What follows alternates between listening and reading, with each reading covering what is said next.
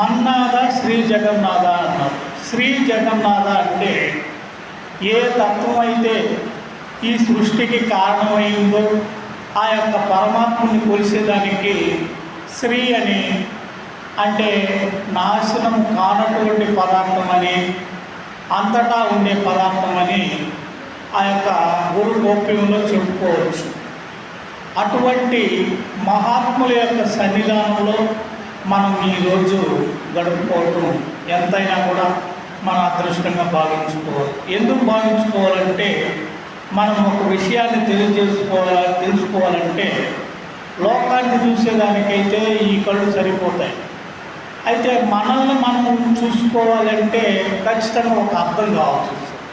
ఆ మాదిరిగా మన గురించి మనం తెలుసుకోవాలి అంటే మనకు గురువు కావాల్సి వస్తుంది. మహాత్ములు వారి సన్నిధిలో మాట్లాడటం ఎంతైనా కూడా విశేషం అనేది చెప్పుకోవాలి. ఎందుకోసం అంటే మన గురించి మనం ఆ రోజు మనకు ఈ యొక్క బిందువు కథలకి ఎట్లా మొదలైంది, ఎట్లా ఇంత బ్రహ్మాండంగా తయారైంది అనే సంగతి మనకు తెలియదు. చాలా రహస్యమైన విషయం.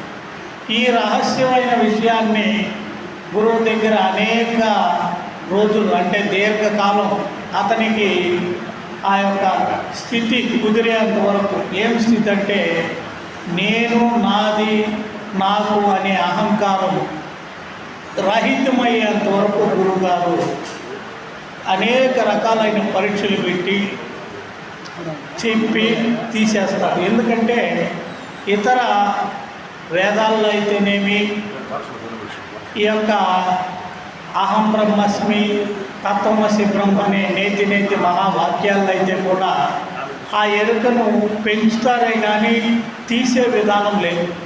ఒక్క ఈ యొక్క నిజ గురు సన్నిధిలో మాత్రమే ఆ ఎరుక కథ ఏంది నాయన, ఇప్పటి వరకు నువ్వు చేసిన వ్యవహారం అంతా కూడా కళ లాంటిది నాయన.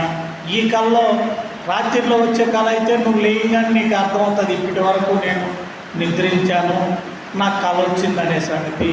మరి ఈ జరుగుతూ ఉండే జాగ్రత్త అవస్థ కూడా కళని కనుక్కోవాలంటే గురువు సహాయం ఖచ్చితంగా కావాలి.